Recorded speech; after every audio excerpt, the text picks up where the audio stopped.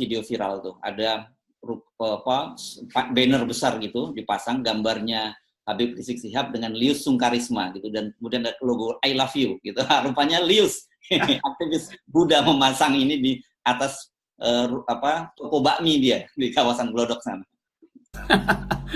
Iya,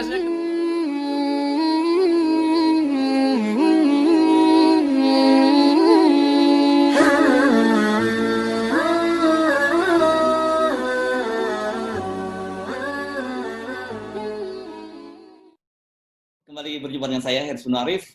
Senang sekali nih, masih terus bersama Bung Rocky Gerung.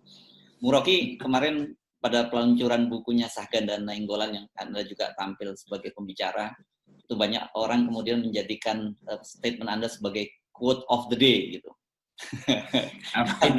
karena Sahganda ditangkap karena dia benar, bukan karena benur gitu. Dia diborgol karena benar, bukan karena benur ya.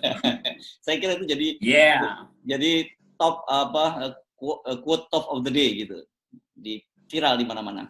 Nah, tetapi yang menarik itu di sana kemarin ada sambutan dari Habib Rizik Syihab.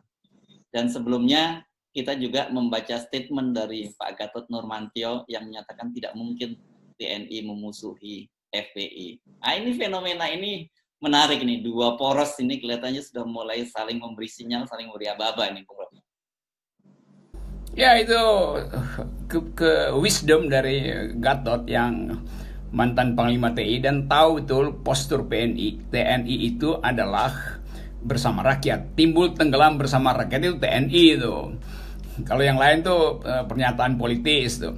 Jadi Pak Gatot memahami betul bahwa FPI itu adalah fasilitas untuk menghasilkan Indonesia. Dan berkali-kali sebetulnya diperlihatkan bahwa FPI itu udah berubah total. Jangan bandingkan FPI 10 tahun lalu tuh. Nah, kita tahu bahwa Habib Rizik pulang dengan maksud revolusi akhlak. Gatot dengan maksud politik moral. Jadi bertemulah itu. Kekuatan moral dan kekuatan akhlak itu kimianya satu. Nah, kimia itu kemudian membentuk molekul karena ada Syahganda. Jadi Syahganda itu jadi semacam katalisator antara moral dan akhlak itu. Nah, kami dari awal mengantisipasi bahwa politik Indonesia akhirnya harus diuji pada dataran akhlak, pada dataran moral. Jadi bertemu itu, karena itu saya sebut itu poros Menteng Petamburan atau Petamburan Menteng. Sama aja. Dulu ada bemo yang bolak-balik dari Menteng ke Petamburan tuh. Tahun-tahun 80-an masih ada bemo. Jadi Menteng dan Petamburan sebetulnya terhubung di dalam poros baru itu. Nah, poros itu bukan artinya ada polar Petamburan, polar Menteng. Poros artinya sumbu yang menghubungkan. Nah, sumbu itu ada emak-emak, ada kelas menengah Menteng, ada pedagang Tanah Abang. Jadi sumbu itu terbentuk secara historis, tidak disengaja atau tidak diarah-arahkan, tapi disediakan oleh sejarah. Itu yang terjadi di Jalan Tosari kemarin sore itu, dan itu dirayakan oleh publik sebagai arah baru politik nasional, gitu kira-kira. Arah baru ini yang sedang diamati oleh istana. Saya kira kita perlu bikin clear dulu soal Republik. Yang dimaksud poros Menteng ini adalah markas kami gitu ya, karena markas kami itu berada di Jalan Kusumataja nomor 76, itu berada di kawasan Menteng. Jadi kenapa kemudian Bung Rocky sering menyebutnya sebagai kawasan Menteng ya? Kemudian Bung Rocky sering menyebutnya kawasan Menteng ya. Iya, saya orang lama di Menteng, jadi saya sebut tuh Tosari, dulu namanya Jalan Tosari itu. Ya, Jalan Kusuma Atmaja betul tuh. Jadi itu strategis betul, karena itu pusat pengolahan ide terhubung dengan pusat pengolahan akhlak di Petamburan, maka jadilah itu poros ide dan akhlak, moral dan akhlak gitu. Intelektual dan mak-mak terhubung di dalam poros baru itu. Nah, kita menunggu sebetulnya reaksi yang lebih luas dari masyarakat sipil, dan saya pikir masyarakat sipil akan sangat rasional untuk melihat kemungkinan perubahan Indonesia melalui poros Menteng Petamburan itu. Karena ada sesak napas selama ini, seolah-olah politik hanya dikuasai oleh partai politik dan oposisi dikendalikan. Ternyata oposisi itu tumbuh karena kecerdasan publik sendiri. Jadi sumbu itu sebetulnya, atau poros itu terhubung oleh kecerdasan publik, bukan karena taktik strategi antara Petamburan dan Menteng, antara Habib Rizik dan Gatot Nurmantio, tapi sejarahlah yang menghubungkan itu. Ya, kalau posisi Pak Gatot dengan latar belakangnya sebagai Panglima TNI kan clear gitu, di mana dia posisi berada. Yang sering orang memang pertanyakan itu posisi Habib Rizik Sihab gitu ya. Satu tadi citranya di masa lalu yang beringas, kemudian satu lagi soal posisi dia yang terlampau kanan gitu, dianggap dia ini orang yang anti pluralisme. Ini yang banyak disoroti kan begitu. Padahal kalau kita tahu, selain Anda tadi menyebutkan kan sudah ada tulisan dari Stephen Wright, ini seorang wartawan Associated Press, yang menunjukkan bahwa ketika ada bencana yang pertama kali datang itu adalah FPI. Dan itu dikutip, kalau saya searching di Google itu dikutip Fox News, dikutip oleh Australian Broadcasting, oleh New York Times dan sebagainya. New York Times juga mengangkat itu. Nah, citra ini kelihatannya yang tidak banyak diangkat oleh publik, tidak dikenali oleh publik, Bung Rocky. Benar, Habib Rizik itu intelektual, bagaimanapun dia doktor, menulis disertasi, jadi dia punya banyak referensi tentang kemajemukan itu. Lalu dia rumuskan itu sebagai alat perjuangan politik. Jadi sangat salah mereka yang menganggap bahwa Habib Rizik nggak bisa memperlebar spektrum politik, seolah-olah dia sangat kanan itu. Iya, di dalam memori istana sangat kanan, tapi fasilitas yang disediakan oleh demokrasi memungkinkan Habib Rizik untuk memperlebar wilayah tengah itu, sehingga bertemulah elemen-elemen intelektual, kaum pluralis di situ, pejuang hak asasi manusia, dengan diksi-diksi yang memang belum bisa dipahami oleh istana. Jadi justru karena kecemasan istana, maka Habib Rizik selalu dipojokkan sebagai faktor kanan dalam politik nasional. Nah, buktinya Habib Rizik bisa bicara dengan berbagai macam varian ideologi, berbagai macam dimensi politik Indonesia tuh. Jadi kita harus bedain antara grammar Tanah Abang yang memang melekat di dalam kultur Habib Rizik, itu bicara sesuka-sukanya. Itu biasa aja.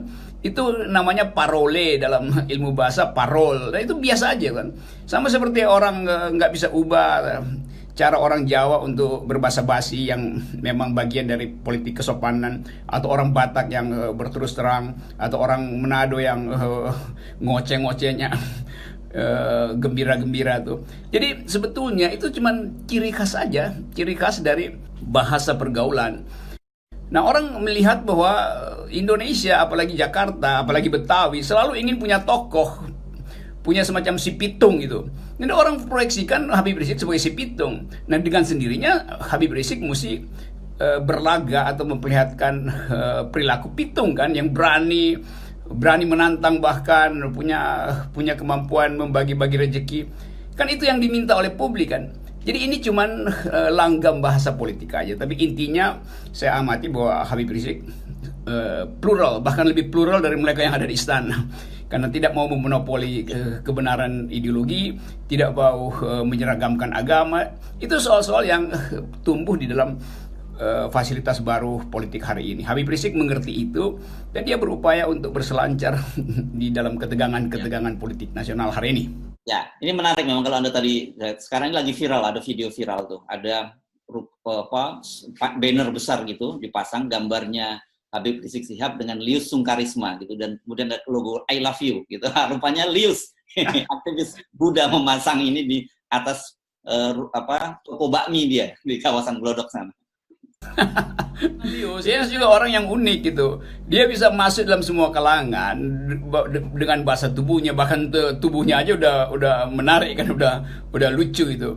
Dan Lius adalah tipe dari orang yang nggak terbebani dengan soal-soal minoritas. Dia luwes bicara dengan semua tokoh. Itu sebetulnya Indonesia tuh.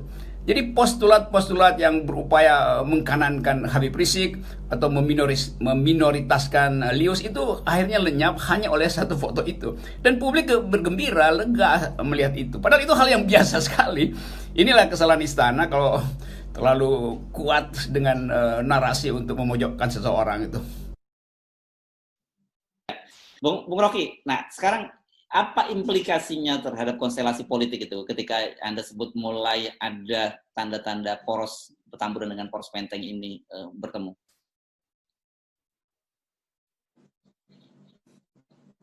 Dua hal. Yang pertama, istana setiap hari rapat untuk melihat ini sejauh mana kimianya bercampur antara Habib Rizik dan Gatot. Jadi kecemasan istana itu adalah bentuk dari ketidakpahaman mereka terhadap sifat politik Indonesia yang sangat liquid itu. Yang kedua, partai-partai politik pun sedang menyusun ulang strategi kampanye.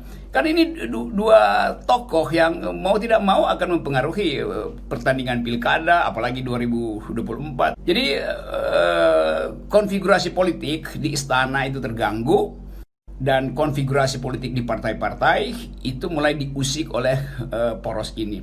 Kan dulu orang bikin poros Kertanegara, Teguh Umar, segala macam itu, Prabowo, Puan, Prabowo, Ibu Mega. Sekarang ada poros baru, di mana orang anggap bahwa inilah poros perubahan itu. Jadi poros perubahan ini merupakan ancaman bagi istana, merupakan kecemasan bagi partai politik. Itu implikasinya hari ini. Tapi kita lihat memang perubahan-perubahan besar di Indonesia ini diawali seperti itu. Salah satu yang saya kira monumental adalah poros Ciganjur ya, ketika pada awal reformasi, dan kemudian juga ada poros tengah ketika kemudian Megawati naik dan jatuhnya Gus Dur. Ya, ini namanya poros akal sehat loh. Karena kita menghubungkan antara kekuatan moral dan kekuatan politik real. Bagaimanapun Habib Rizik itu sebagai simbol akhlak, dia punya masa yang real, yang setiap saat bisa menghasilkan sebut aja faktor di dalam semua transaksi politik. Gatot Nurmantio mengucapkan politik moral, tapi dia juga punya kekuatan politik real karena dia mantan Panglima TNI yang paham tentang politik teritorial, mengerti tentang hierarki di dalam TNI, dan ada kader yang tentunya beliau siapkan untuk masa depan Indonesia. Jadi dua kekuatan ini betul-betul sedang diamati secara cermat oleh istana. Dan kita masyarakat sipil menganggap bahwa oke, ini fair play karena terbuka, nggak ada yang diam-diam kasakusuk tuh. Jadi inilah kesalahan istana memenjarakan Jumhur Hidayat, Anton Permana, dan Syahganda Nainggolan. Padahal tiga tokoh ini kemudian jadi pemersatu sebetulnya antara Habib Rizik dan antara FPI dan kami, karena tiga-tiganya dihukum secara moral. Karena dia bermoral maka diborgol. Kan ajaib kan, orang mengucapkan politik moral kok diborgol. Nah itulah, ini yang kemudian ditangkap oleh masyarakat Indonesia sebagai upaya istana untuk membekuk mereka yang berpikir kritis. Sekarang sumbu itu terbentuk. Bagaimana membekuk sumbu yang dijaga oleh masyarakat sipil, itu susahnya siasat istana tuh. Mudah terbaca. Ini istana ini nggak punya analis politik soalnya tuh, nggak punya jurnalis yang tajam seperti FNN sehingga bisa mengolah isu menjadi kebijakan kan. Itu kelemahan istana tuh. Ya, baik, kita tunggu perkembangan lebih lanjut, Bung Rocky. Ya, saya kira perkembangan lebih lanjut itu adalah perkembangan yang lebih dipercepat itu soalnya. Karena percepatan itu yang ditunggu oleh seluruh masyarakat Indonesia. Oke. Baik, makasih.